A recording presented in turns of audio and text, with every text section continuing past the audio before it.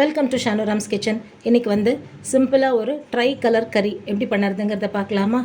ஒரு 3 கேரட் எடுத்து வச்சுட்டுருக்கேன், நல்லா பொடியாக கட் பண்ணி எடுத்து வச்சுட்டுருக்கேன். ஒரு கைப்பிடி அளவுக்கு பீன்ஸு, ஒரு 150லேருந்து 200 கிராம் கிட்டக்க கோஸ், இதை வந்து நல்லா இந்த மாதிரி பொடியாக கட் பண்ணி எடுத்து வச்சுட்டுருக்கேன். இப்போ இதை 3த்தையுமே போட்டு நம்ம ஒரு கறி எப்படி பண்ணுறதுங்கிறத பார்க்கலாம். இந்த கறிக்கு வந்து தாளிக்கிறதுக்காக ஒரு 2 டீஸ்பூன் கிட்டக்க ரிஃபைண்ட் ஆயில் விட்டுருக்கேன் இலுப்பச்சட்டியில். இதில் வந்து இப்போ நம்ம 1 ஸ்பூன் கிட்டக்க உளுத்தம் பருப்பு போட்டுக்கலாம். இது கூடவே ஒரு 1/4 ஸ்பூன் கிட்டக்க கடுகு போட்டுக்கலாம். காரத்துக்கு வந்து ஒரு 2 காஞ்ச மிளகாயை கிள்ளி போட்டுடலாம் இந்த மாதிரி. இது கூடவே கொஞ்சமாக கருவேப்பிலையும் போட்டுக்கலாம். இதெல்லாம் நல்லா பொரிஞ்சு வரட்டும். கடுகு உளுத்தம் பருப்பு வந்து நல்லாவே பொரிஞ்சு வந்துடுது. இப்போ நம்ம நறுக்கி எடுத்து வச்சுருக்கிற இந்த காயெல்லாம் இதில் போட்டுடலாம்.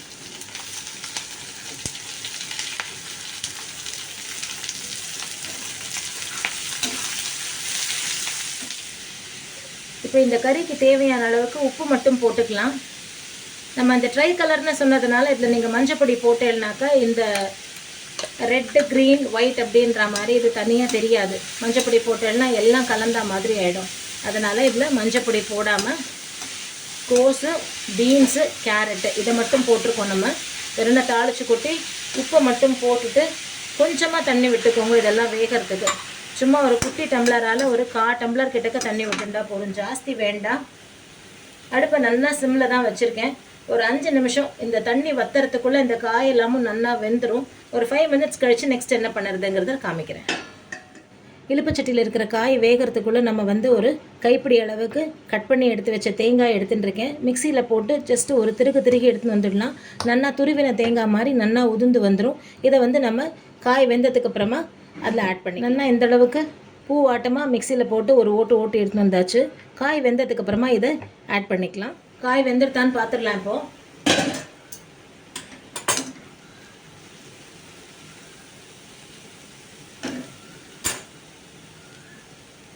நல்லா ஃபஸ்ட் கிளாஸாக வெந்துடுது. அடுப்பு அணைச்சிடலாம்.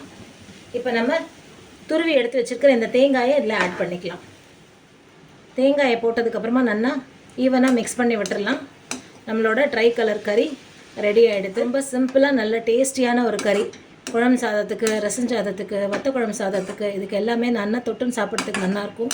நல்லா கொதிக்க சாதம் இருந்ததுன்னா நல்லா நெய் போட்டு இந்த கறியவே வந்து நல்லா பிசைஞ்சே சாப்பிடலாம். ரொம்ப நல்லாயிருக்கும்.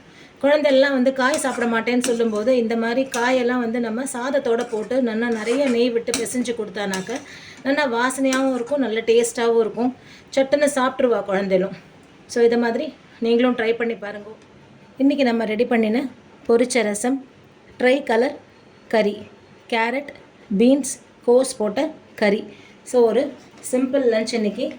ஸோ பிளேட்டிங் எப்படி பண்ணுறதுங்கிறத பார்க்கலாமா? நல்ல சூடாக ஒரு கரண்டி சாதம் போட்டுக்கோங்க.